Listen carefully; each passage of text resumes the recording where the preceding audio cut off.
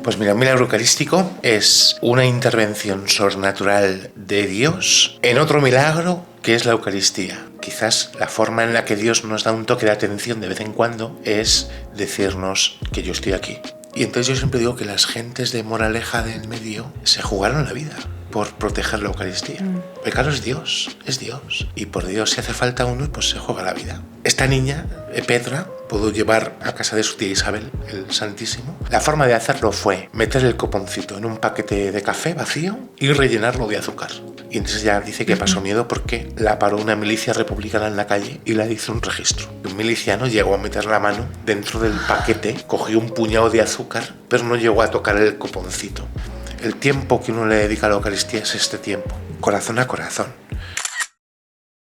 Padre Rafael, bienvenido a mi casa, ¿cómo estás? Bien hallado, muchas gracias. Gracias por venir, de verdad, porque quiero hablar de un tema que sé que va a ser de mucho interés para muchas personas y yo creo que tú eres la persona indicada para tratarlo. Quiero hablar de los milagros, ¿no? De cómo aproximarnos a un milagro en nuestra vida, ¿no? Pero a partir de tu caso, ¿no? Que te toca custodiar como un milagro muy bonito, un milagro eucarístico en tu parroquia. Entonces, en realidad te he elegido por eso, ¿no? Porque tienes mucha razón para hablar de esto. Entonces, primero que todo, como lo que a ti te toca custodiar es un milagro eucarístico, quería preguntarte, ¿qué es un milagro eucarístico? Pues mira, un milagro eucarístico, en pocas palabras, es una intervención sobrenatural de Dios en otro milagro que es la Eucaristía, porque la Eucaristía en sí es un milagro, ¿no? Que un poco de pan y un poco de vino se transformen por las palabras que pronuncia el sacerdote en misa, se transformen en el cuerpo y en la sangre del Señor. Esto es un milagro, ¿no? Y de hecho nosotros lo llamamos el sacramento de la fe. O sea, necesitamos fe para creer verdaderamente que en el pan y el vino consagrados está la presencia real de Jesús, su cuerpo, su sangre, alma, divinidad. Cuando hay un milagro eucarístico, de lo que hablamos es de que en la Eucaristía, que es este milagro por el que el Señor se hace presente, en la Eucaristía el Señor hace un prodigio maravilloso, sobrenatural, para poder reforzar la fe en la Eucaristía. Muy bien, o sea que digamos que la intención de Dios cuando se manifiesta un milagro eucarístico es justamente reforzar esa fe en la Eucaristía, ¿no? Yo creo que sí. Reforzar la fe en la Eucaristía, recordarnos de alguna manera que Dios está ahí, ¿no? Porque si no, quizás no fuera por ese milagro que Dios hace, uno no cae en la cuenta, ¿no? Oye, que Dios está presente aquí, ¿no? Y quizás la forma en la que Dios nos da un toque de atención de vez en cuando, ¿no? Es decirnos que yo estoy aquí, que sigo aquí, que os dije que estaría con vosotros todos los días hasta el final de los tiempos. No me marcho, me he quedado en la Eucaristía. Y entonces me parece que los milagros eucarísticos implican que por una parte Dios nos siga recordando el valor que tiene la Eucaristía, sin la cual la Iglesia yo creo que se vaciaría de sentido, y por otra parte fortalece precisamente la fe en la Eucaristía, que es el Señor. La Eucaristía es Dios. Y la Iglesia, Padre, a lo largo de la historia, cuando suceden estos milagros eucarísticos, ¿cómo los interpreta? ¿Cómo reacciona? ¿Sabes más o menos cuáles las fases o la forma en cómo la Iglesia acoge estos hechos? Yo creo que primero se acoge con mucho sobrecogimiento. Por lo menos es mi caso, ¿no? A mí cuando el obispo me cambió de parroquia y me envió como párroco a la parroquia en la que estoy ahora, que es donde se custodia este milagro eucarístico,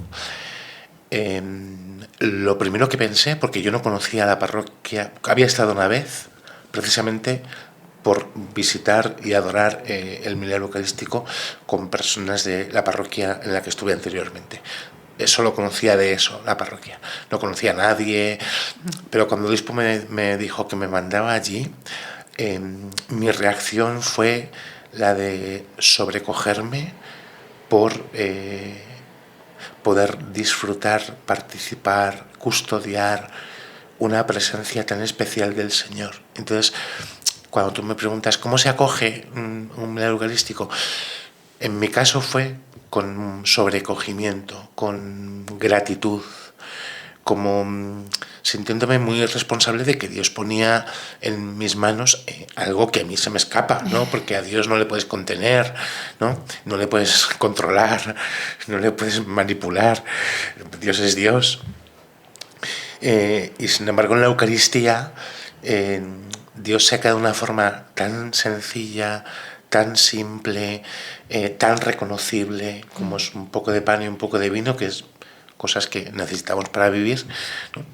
que ver algo prodigioso en eso a mí me hace estar sobrecogido. Luego, en la vivencia concreta de esos milagros, en cómo nos acercamos, hay todo un proceso, hay todas unas etapas en las que la Iglesia tiene que hacer como un reconocimiento de que verdaderamente eso es un milagro, claro, ¿no? En el caso del milagro eucarístico de mi parroquia, nosotros todavía, tiene que quedar claro esto, no podemos hablar de milagro eucarístico a nivel oficial, aunque de puertas para adentro en la parroquia todo el mundo habla de milagro eucarístico porque es como muy evidente, pero falta como el reconocimiento de la Santa Sede, que esto es un proceso que va despacio y lento, por el que llega a reconocer que algo prodigioso es milagro, ¿no? Vale. Entonces, de puertas para afuera a nivel como oficial, hablamos de prodigio eucarístico, hablamos de las sagradas formas de moraleja del medio, ¿no? De puertas para adentro, en la parroquia, en la diócesis, la gente dice el milagro eucarístico de Moraleja, porque sí, hay como una conciencia muy evidente de que lo que ha sucedido es un milagro. O sea que la Iglesia toma en cuenta que hay cosas que realmente son sobrenaturales, pero que implican un estudio, ¿no? Que a lo mejor no es así tan sencillo decir esto es un milagro eucarístico, que implica pues primero un sobrecogerse, pero luego también un estudio al respecto, ¿no? Antes en ese sentido es muy prudente, ¿no? Muy prudente, como, muy cauta, y es como que las cosas hay que hacerlas bien y tomarse las cosas en serio. Y entonces, claro, no basta con decir, pues sí, es un milagro. Bueno, es que hay que tener en cuenta otras muchísimas cosas. Claro. Pues por ejemplo, a nosotros nos ayuda mucho no solamente la historia en sí, que está llena de pequeños prodigios, ¿no? O de pequeños milagros, que también son muy sobrecogedores.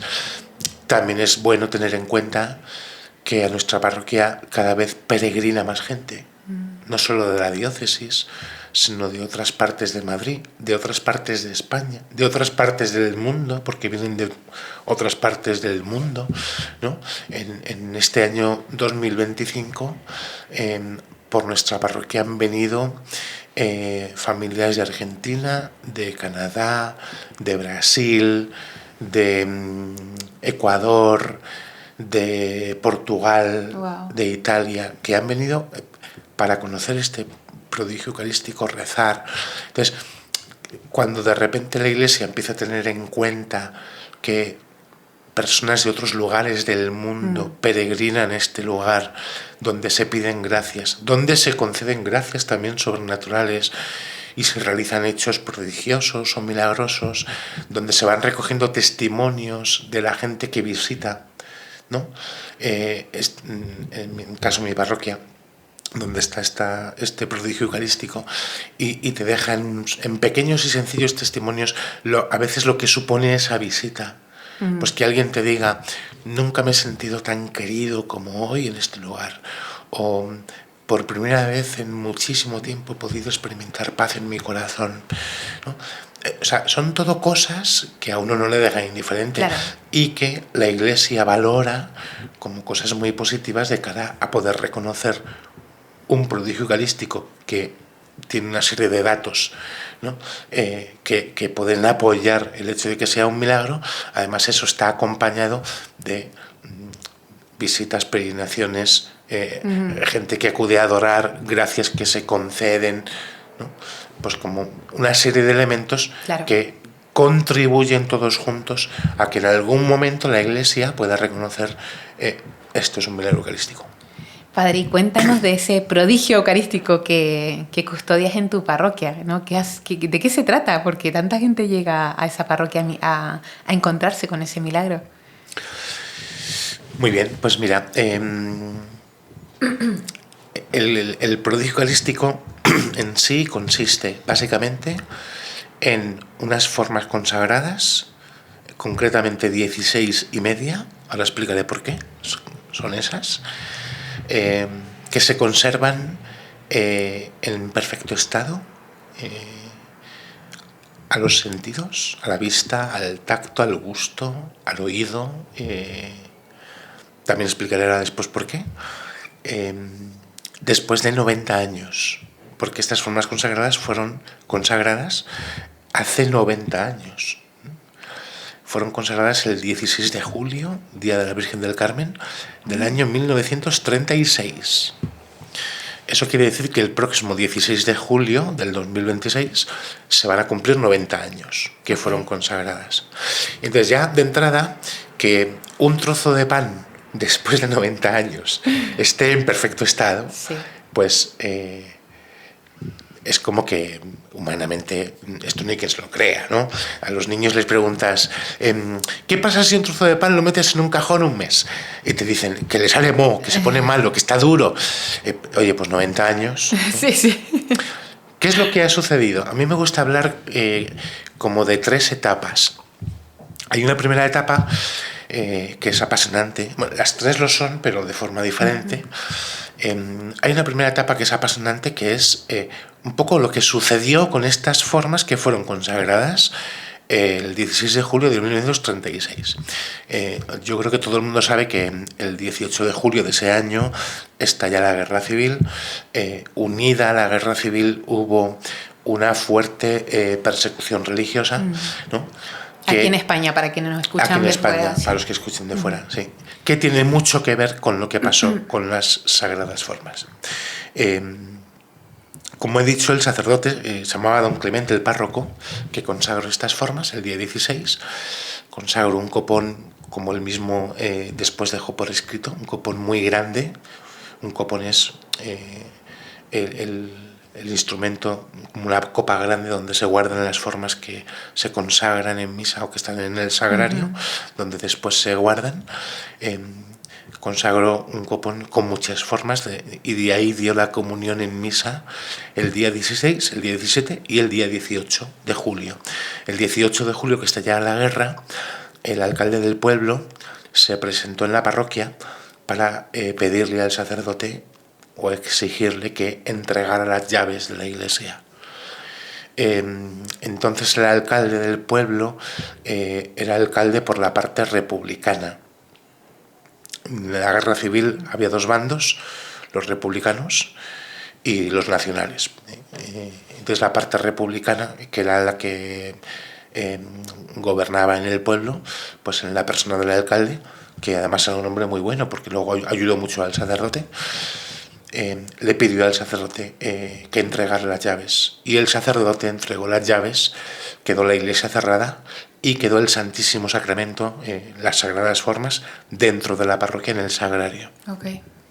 3 días más tarde, el día 21 de julio, una feligresa muy temprano le pidió al sacerdote que se puede celebrar un funeral porque se cumplía 1 año del fallecimiento de un familiar, y el sacerdote le dijo que mira, no puede ser, tenemos la parroquia cerrada, habría que convencer al alcalde que nos abra la iglesia para poder celebrar la misa.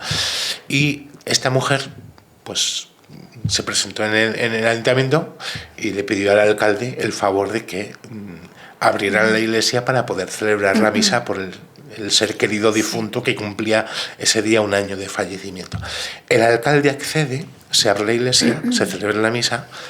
Y como don Clemente intuía que le iban a volver a cerrar la parroquia, lo que hizo al final de la misa fue que, en vez de guardar el copón con las sagradas formas en el sagrario, lo guardó dentro del bolsillo de su sotana. Entonces los curas vestían con sotana, ahora todavía algunos lo hacen, o lo hacemos, que yo también me incluyo, y los bolsillos de una sotana son muy grandes y caben muchas cosas. Y entonces ahí guardó el copón y lo pudo llevar a su casa. La parroquia volvió a quedar cerrada y en casa don Clemente cogió un copón así como más chiquitito, como de este tamaño, lo tenemos en la parroquia como reliquia, en copón de plata, y ahí guardó las formas que cabían, que eran 24, y el resto las consumió. Okay. ¿Por qué guardó 24 formas? Bueno, 24 porque eran las que cabían, pero ¿por qué guardó ese coponcito lleno de formas consagradas? Por si tenía que dar la comunión un enfermo, moribundo, entonces la parroquia estaba cerrada. No era como entonces ahora, que los sacerdotes tenemos como el kit de misa, un maletín sí. en casa para poder celebrar la misa en cualquier situación, si hace falta en la montaña, en casa, o ¿no? Entonces antiguamente no era así, ¿no? Lo normal no era que el sacerdote tuviera en casa las cosas necesarias para celebrar la misa, eso estaba en la iglesia, pero en la iglesia estaba cerrada. Perdón, que se ha caído esto. No pasa nada. Ahora explicamos lo que es el libro este. Sí. Y entonces, por eso guardo en este coponcito las formas que cabían. Todo se precipita porque el alcalde, que antes he dicho que era un hombre muy bueno y ayudó sí. al sacerdote, se presenta en la casa del cura, él vivía con su madre, y le dice que tiene que salir de la parroquia del pueblo porque lo pueden matar, ¿no? Antes decíamos que unido a la guerra civil hubo una fuerte persecución religiosa, donde de hecho murieron muchos sacerdotes y religiosos y religiosas y laicos mártires. Algunos están siendo canonizados sí, recientemente. Sí, sí. El sacerdote tuvo que huir del pueblo, el alcalde le ayudó. Hay una anécdota, o para mí lo puede ser, graciosa entre comillas, porque lo sacaron por la parte del pueblo que pega a otro pueblo que se llama Batres. Entonces lo llaman los Montes de Batres, donde allí la gente, bueno, pues solía pastorear ovejas, cabras, ¿no? Moraleja del Medio, que es donde estoy yo, es un pueblo de campo, de ganado, ¿no?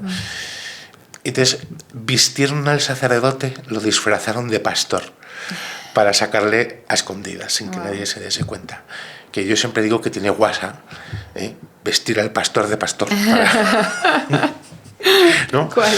Entonces tiene ahí como su punto, ¿no? El caso es que el sacerdote, antes de irse, le pide a su madre que ponga el coponcito donde estaban las sagradas formas en manos de lo que se llaman o se conoce como las Marías de los Sagrarios. Ah, sí, claro. Las Marías de los Sagrarios.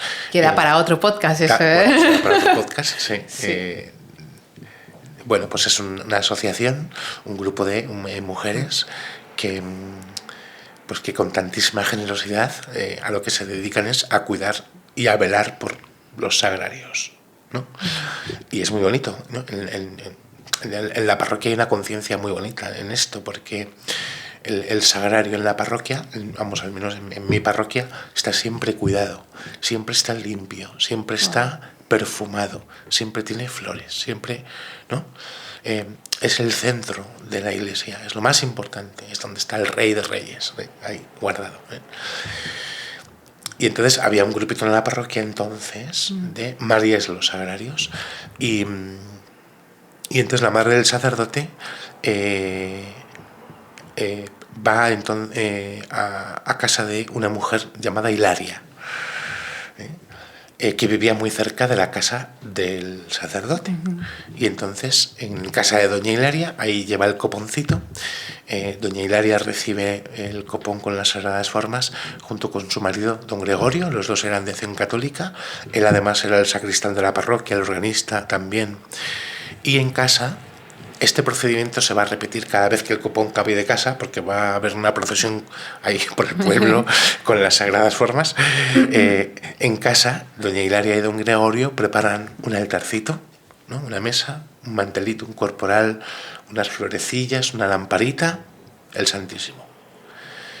Y rezan, ¿no? Acompañan al Señor, turnos de oración. Esto fue el 29 de julio. Ese mismo día, el 29 de julio, se produjo también la quema de imágenes. Okay. Se empezó a saquear la iglesia. Se volvió todo más violento, ¿no? Sí. Que es lo que pasó en muchos lugares de Sí. España también, ¿no? Que se saquearon iglesias, se rompieron muchas cosas, se quemaron, ¿no? Ese día es el día en que doña Hilaria y don Gregorio reciben el coponcito en su casa, donde estuvo muy poco tiempo porque don Gregorio, el marido de doña Hilaria, además de ser sacristán de la parroquia, también era secretario del ayuntamiento por la parte de Falange, que era la contraria a la republicana. Y entonces, por temor a que pudiese haber un registro que descubrieran el Santísimo, pensaban que, bueno, los hijos también, además de estar vinculados a Acción Católica, también estaban vinculados como el padre a la Falange, y entonces un poco por miedo y temor a que pudieran descubrir o se presentaran en su casa una milicia y pudieran profanar el Santísimo, deciden cambiarlo de lugar.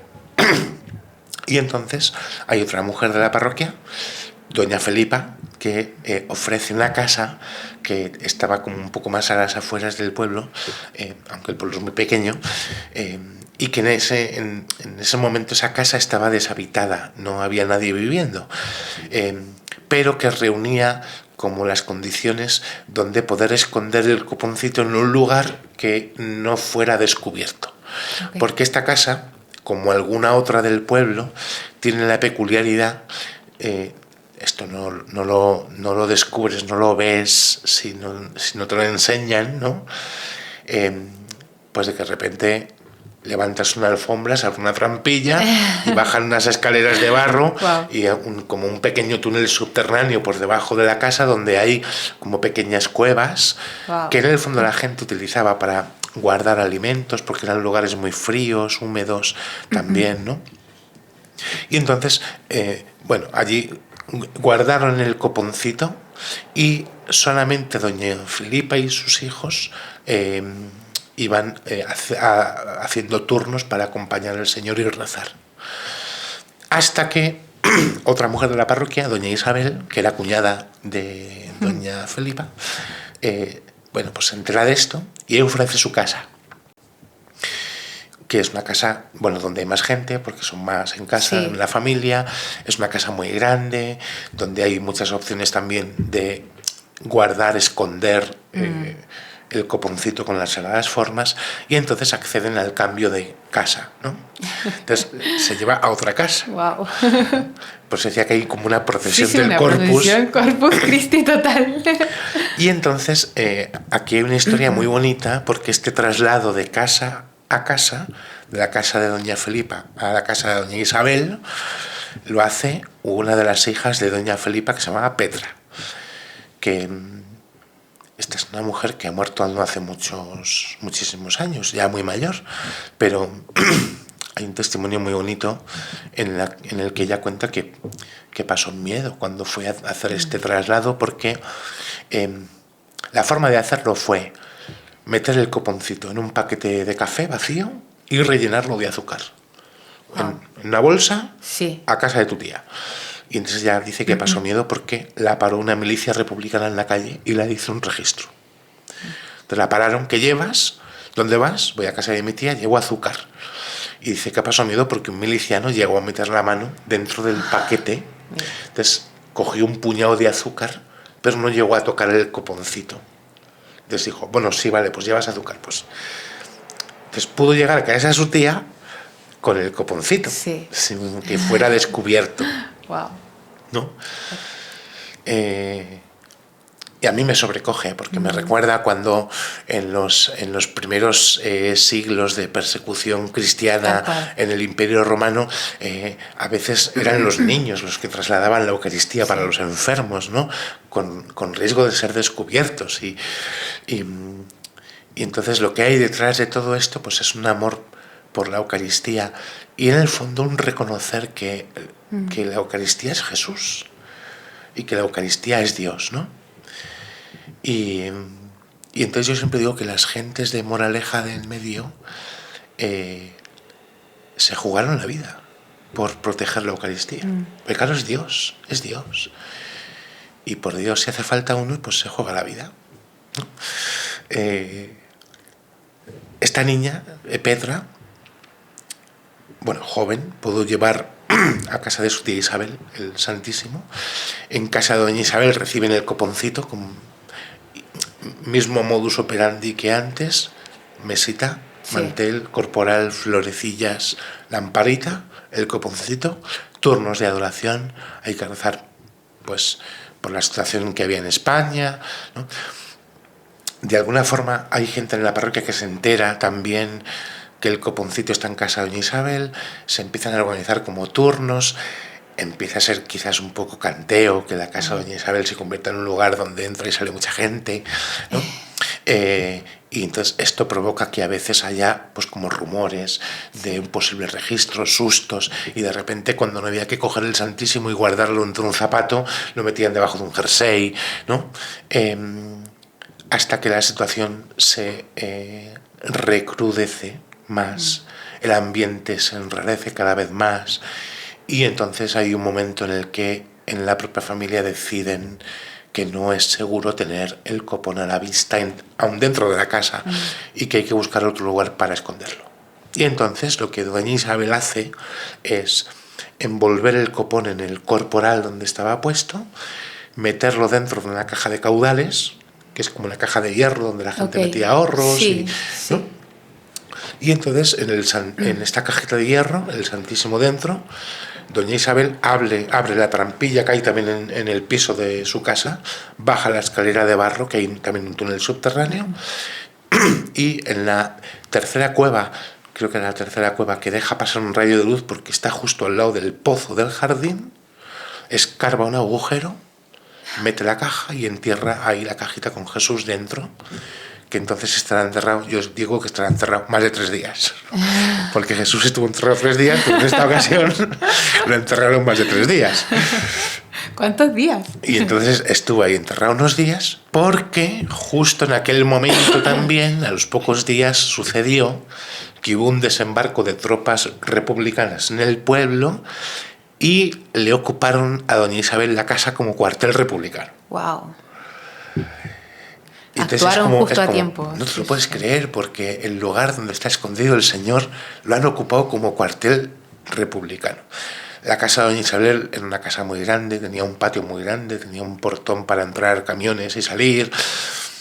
Y entonces en la parroquia hay una nieta de doña Isabel, porque hay gente que vive que esta historia sí, la tiene en las venas, sí, claro. Y te dice, mi abuela era una imprudencia. Mi abuela nos cogía al final del día y nos decía, todos a rezar al Santísimo Sacramento. Y como sabía perfectamente el lugar en el que estaba escondido, porque lo había enterrado ella, buscaba el lugar de la casa en el que fuera justo, oye, aquí debajo está el Señor, aquí nos plantamos a rezar la estación al Santísimo Sacramento y no nos vamos a dormir sin rezar, y sin pedirle al Señor por España, por la familia. Bueno, esta situación dura hasta que se produce una orden por parte de la ocupación republicana de evacuar el pueblo. Hay que evacuar el pueblo, todo el mundo se tiene que marchar. Lo normal es que esto fuera porque el pueblo sería saqueado de alguna forma, y todo el mundo se tiene que ir, y entonces tienen que pensar qué hacemos con el coponcito. No lo vamos a dejar enterrado, porque era habitual que la gente enterrase cosas de valor. Ver signos de enterramiento podía dar lugar a que pudiesen desenterrar y descubrir el coponcito. No les parecía seguro llevárselo con ellos. Ellos salieron del pueblo todos, dirección Humanes, que es un pueblo que está al lado, y les acogieron en una finca que se llamaba El Ombú, que tenía en la ciudad de Argentina. No les parecía seguro llevarse el Santísimo con ellos en el bolsillo o en una cartera. Y entonces deciden buscar otro lugar donde esconderlo.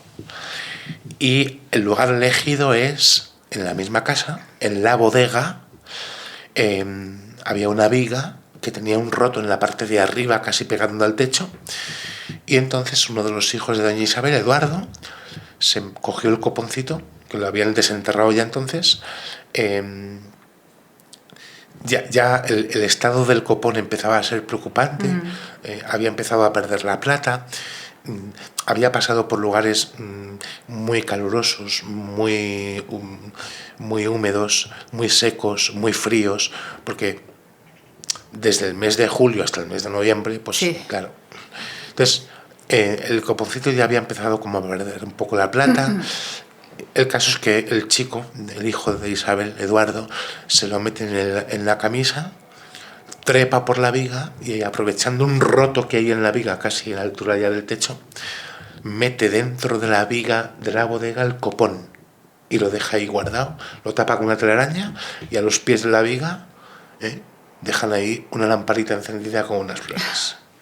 Que la gente dice, qué imprudentes, qué imprudentes. Bueno, sí, pero es el Señor.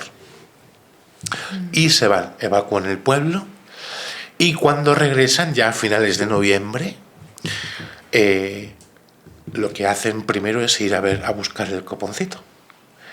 Y entonces estaba donde lo habían dejado, escondido. Y es la primera vez que lo abren, ¿no? A veces la gente dice, ¿cómo no lo abrieron antes? ¿Cómo no consumieron las formas? Hombre, no, a lo mejor antes no es como ahora. Antes hay una conciencia de, mira, que deberíamos tenerla ahora también, ¿no? Oye, esto es sagrado, es la Eucaristía, es el Señor, ¿no? Yo no me atrevo ni siquiera a tocarlo porque mis manos no están consagradas. Entonces, en este momento es la primera vez que lo abren, porque piensan, ¿estará el Santísimo? ¿Habrá pasado algo? Y entonces ellos mismos se sobrecogen porque ven que el copón está en un estado ya muy, bueno, lamentable, porque no solamente había perdido la plata, ya empezaba a tener restos de moho. Un copón no es hermético, no es que tú como envases algo al vacío, no es hermético. De hecho, habitualmente los sacerdotes debemos estar atentos porque hay que renovar la reserva de la Eucaristía. A veces las formas, porque es pan, se pueden poner rancias, ¿no?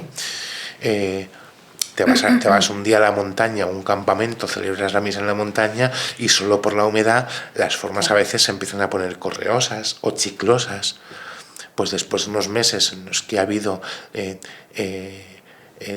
pues lugares de humedad, de calor, de frío, de lugares muy secos, hombre, pues por miedo a que las formas hubieran sufrido algún daño, abren el copón por primera vez para ver las formas, y se sobrecogen porque ellos ven que las formas están en perfecto estado.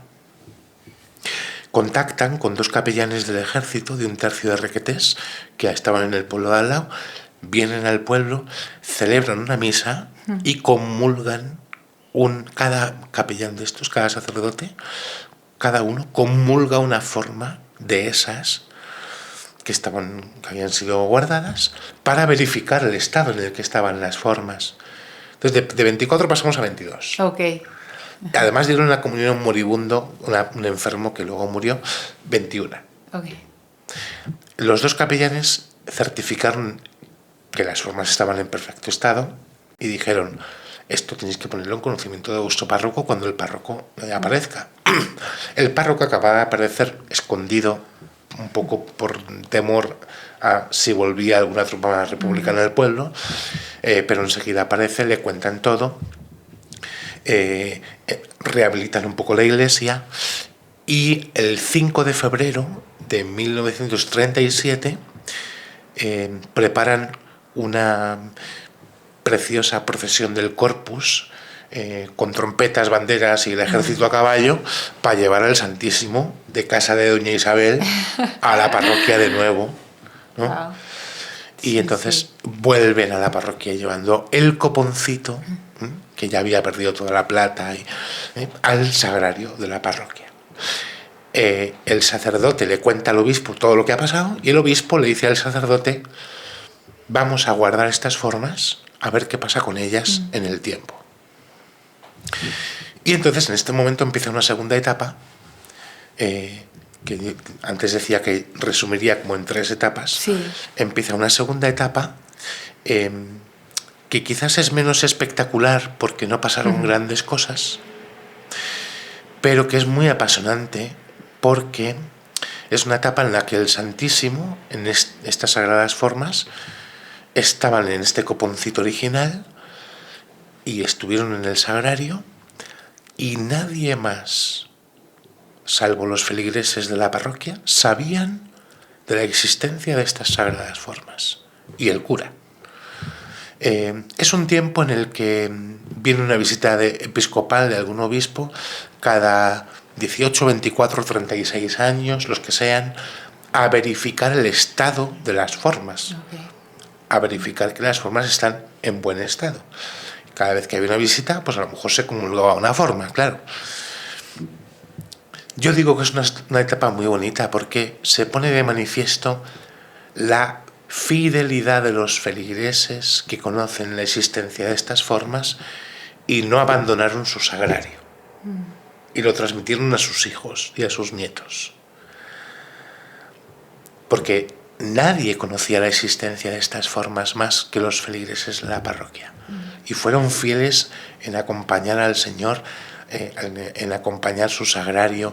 En cualquier momento podría haber pasado por ahí un cura, un sacerdote que hubiera dicho: vamos a dar las formas. Claro, sí, claro. En cualquier misa damos la comunión y te quedas sin formas, ¿no? Y sin embargo, fueron delicados a la hora de cuidar esto, ¿no?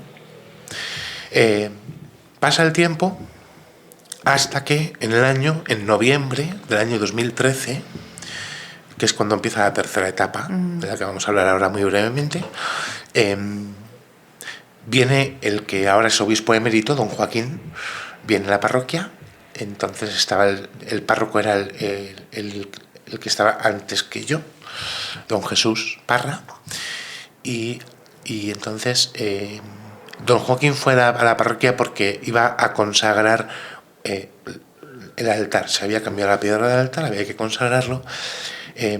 Aprovechando la visita de don Joaquín, a don Jesús se le ocurrieron 2 ideas maravillosas. Una, cambiar las formas a un copón con la copa de cristal para que las formas puedan ser vistas y adoradas.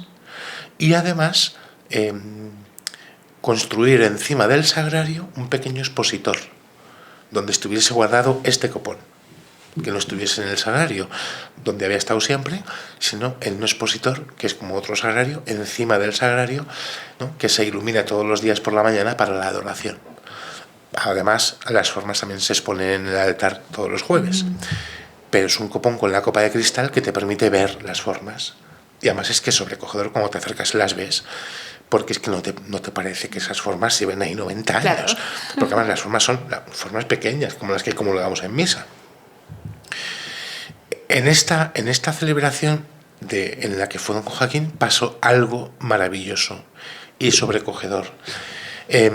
Don Jesús le dijo a don Joaquín: no comulgue una forma entera, porque si cada vez que viene alguien comulga una forma nos quedamos sin formas. Entonces, ¿por qué no parte la forma y entonces comulgó un trozo?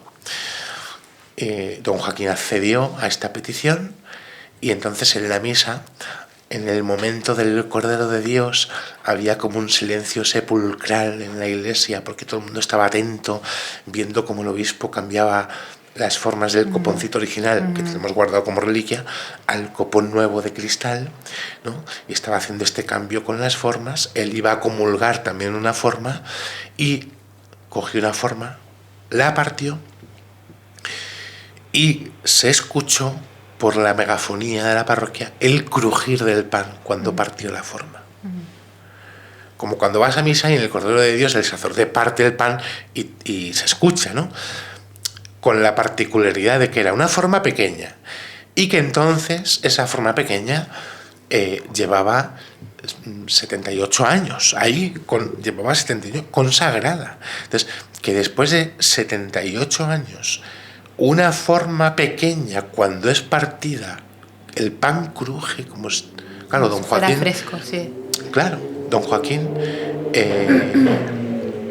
dejó escrito un testimonio que tenemos en la parroquia precioso, diciendo que que él comulgó una forma recién hecha. Que cuando decíamos al principio que es en perfecto estado a los sentidos, es porque tú escuchas con tu oído que cruje. A la vista te parece que está en perfecto estado. Al tacto, porque don Joaquín la manipuló con las manos, claro, le parecía que estaba recién hecha. Y al gusto, porque no estaba rancia, no, era como una forma nueva. En aquel momento en el que don Joaquín partió la forma y la gente escuchó el crujir del pan, la gente te lo cuenta mucha emoción. Yo no estaba allí, pero en la parroquia todavía queda mucha gente que vivió ese momento y te cuentan con mucha emoción. A veces algunos se ponen a llorar incluso recordando ese momento. Todo el mundo arrancó de forma espontánea a cantar Cantemos al amor de los amores, ¿no? Fue como muy bello, muy bonito, ¿no? Se produce, don Joaquín consume un trozo de forma, él certifica el estado en el que están, las formas quedan en este nuevo cupón que tiene la copa de cristal y guardadas en el expositor encima del sagrario. Y en este momento empezaría como la tercera etapa de la que yo hablaba antes, ¿no? 3 etapas. Ahora empezaría la tercera etapa, que es una etapa preciosa y muy bonita, porque es una etapa en la que se vive la adoración de una forma intensa, ¿no? Y viva. No solo por la gente sencilla de la parroquia que acude todos los días a estar con el Señor, sino porque cada vez viene más gente de otros lugares en peregrinación a nuestra parroquia para adorar estas sagradas formas, para pedir gracias que se conceden a veces, incluso curaciones y cosas prodigiosas o milagrosas. El domingo pasado justo un matrimonio me contaba, oye, que nos ha dado testimonio en nuestro grupo de matrimonios, un matrimonio de Valdemoro que tienen una niña con trisonomía 13, que es síndrome de Patau incompatible con la vida. Cuando se lo diagnosticaron en el embarazo, hubo una presión muy grande para abortar y estos padres deshechos, los pobres, fueron a Moraleja a rezar. El sacerdote rezó con ellos, le puso a la madre en el vientre el copón con las sagradas formas, le dio la bendición y esta madre ahora te dice que en la ciencia y en la medicina le pueden explicar por qué su hija vive con una enfermedad que es incompatible con la vida. Pues sí. Cuando les decían que tenían que abortar, o que incluso cuando dio a luz la presionaron para que dejasen morir a su hija. Y la madre, yo me acuerdo que fue muy bonito hace un par de años que vinieron a la parroquia el día 16 de julio, que es la fiesta del aniversario de la consagración de las formas. Y entonces me presentaron a su hija. Venimos, queremos que conozcas a nuestra hija. Nuestra hija está enferma, pero está viva. Y vive con una enfermedad que es incompatible con la vida. Esto es un ejemplo, pero el Señor ha sanado a otros bebés en el vientre materno que iban a nacer con malformaciones. El Señor ha sanado la enfermedad crónica de un señor que tenía una cardiopatía en el corazón, diagnosticada para el resto de sus días, y se ha curado sin explicación ninguna. Hay gente que ha curado heridas del corazón y que de repente se ha reconciliado con sus seres queridos porque estaban enfadados después de 20 años. En Moraleja pasan muchas cosas porque, el Señor está ahí. En el fondo, toda parroquia, yo digo que toda parroquia tiene un milagro eucarístico, porque en toda parroquia hay un sagrario. Exacto. Y está la Eucaristía, pero aquí el Señor se ha quedado de una forma especial que nos recuerda su presencia viva, donde el Señor está en cuerpo, sangre, alma y divinidad. Y se percibe una presencia muy especial de Jesús en la Eucaristía. Hay otro dato que a mí no me deja indiferente y me gusta mucho.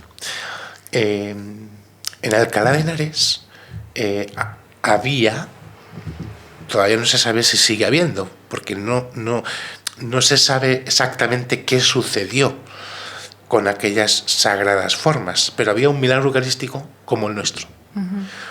24 formas consagradas que estaban intactas, en perfecto estado, sin corromperse. De hecho, en Alcalá hay una capilla que conmemora este milagro. Es la capilla del milagro eucarístico, de las Sagradas Formas, que tiene una custodia como con 24 viriles pequeños, con 24 formas, ¿no? Este milagro no se sabe qué ha pasado con él, en el sentido de se desconoce si las formas siguen escondidas, fueron profanadas, alguien las consumió, y entonces no se sabe a ciencia cierta qué es lo que ha podido suceder. A mí lo que no me deja indiferente es que parece que se pierde un milagro y el Señor suscita uno igual. Tal cual, porque es igual. Porque es lo mismo. 24 formas pequeñas, intactas, que no se corrompen. O sea que Dios quería manifestarse sí o sí. O sea, eso es lo que uno al menos puede interpretar, ¿no? Podríamos interpretarlo. ¿no? La fe te ayuda a interpretar estas cosas. Claro, también. ¿no? Y lo otro que me llama la atención, que a partir de un prodigio eucarístico, un milagro eucarístico, ocurran también otros milagros. O sea, que no solamente yo, cuando voy a ver ese milagro, me acerco, me aproximo, soy testigo de lo que ocurre ahí, que es milagroso, sino que me puedo ir a mi casa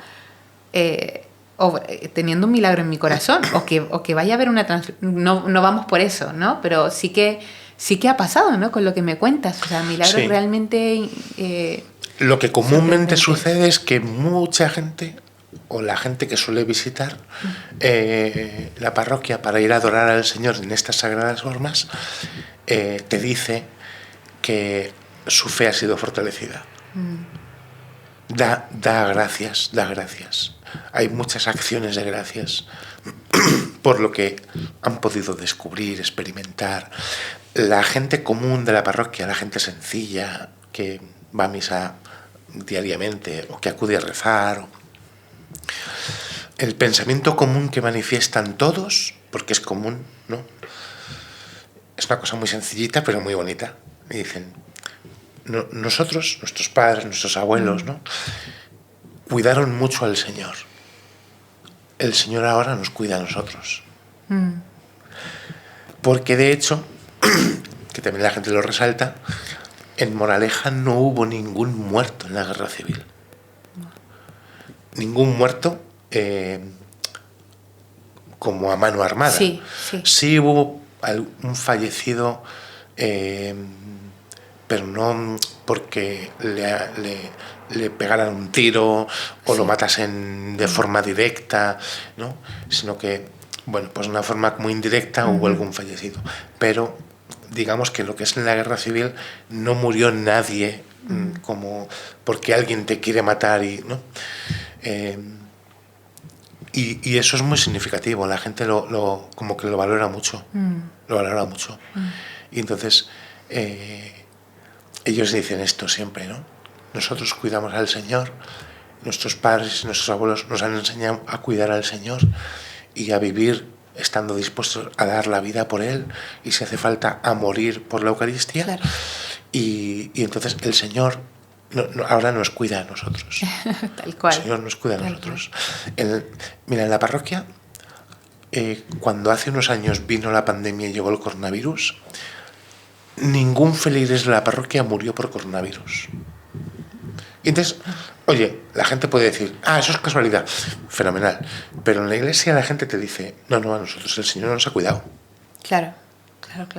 Entonces la gente te decía que fue un momento muy delicado porque no podíamos tener la misa pública y se habían cerrado iglesias y había gente que te decía, ¿será posible que tenemos un milagro eucarístico y tendríamos que venir aquí a rezar más? Claro. ¿No? O la gente que te decía, Padre, tráiganos la comunión a casa aunque nos muramos.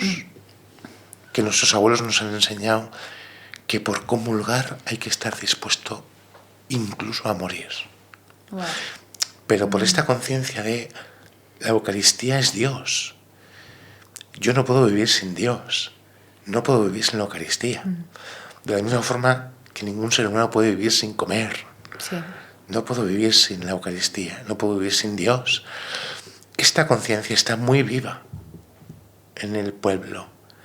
en un pueblo que es muy sencillo, de personas muy sencillas. Mi parroquia es una parroquia rural, ¿no?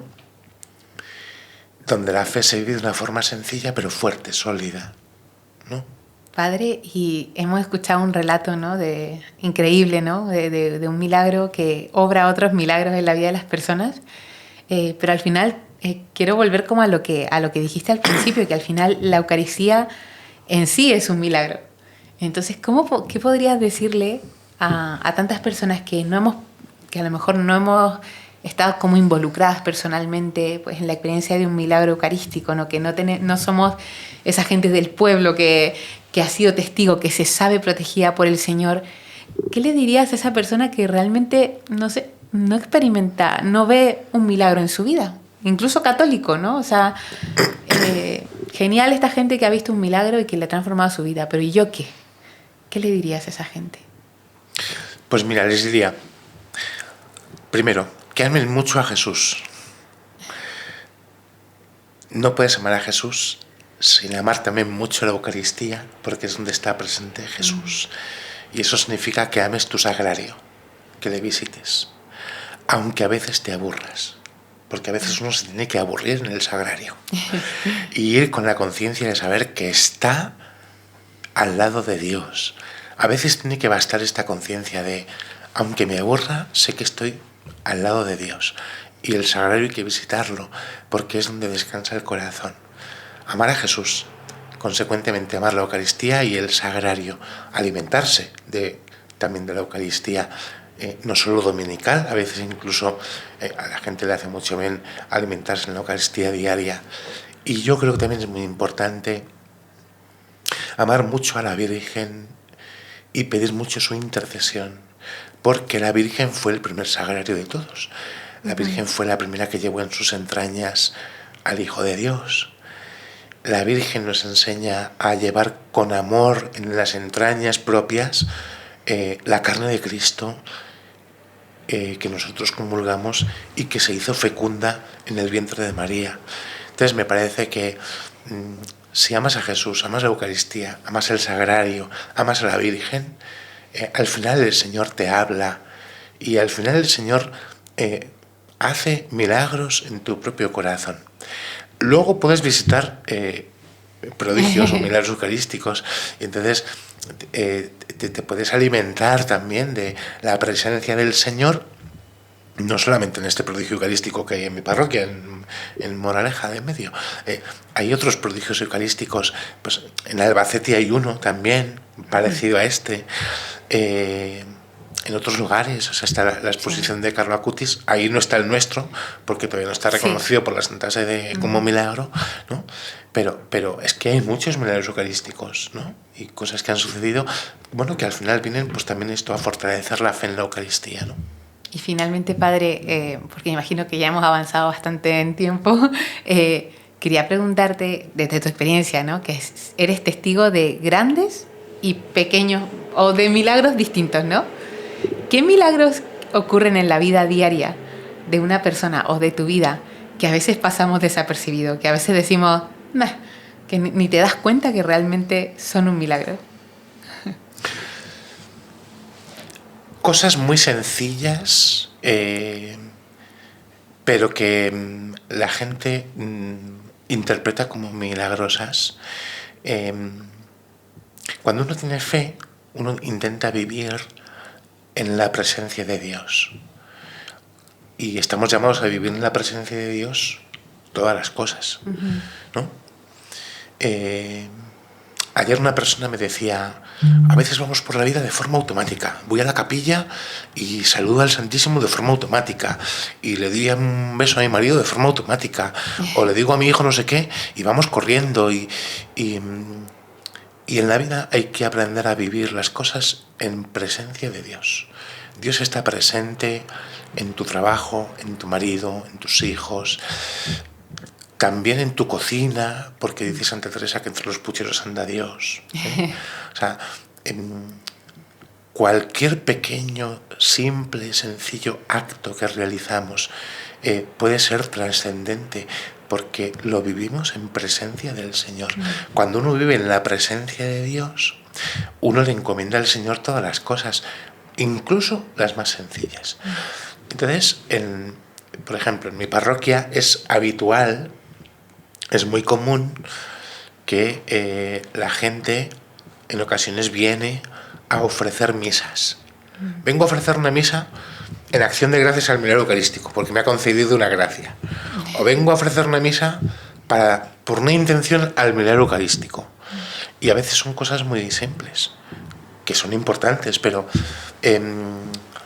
es que mi hija está asustada porque tiene que ir al médico porque le ha salido un bultito. Vengo a ofrecer una misa al milagro eucarístico.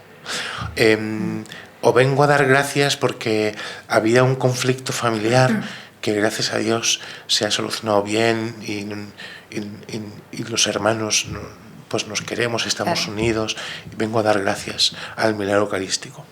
Entonces, la gente interpreta, porque vive en presencia de Dios, que hay cosas sencillas donde Dios está presente y actúa. Que esto es lo más bonito también en la vida de un cristiano.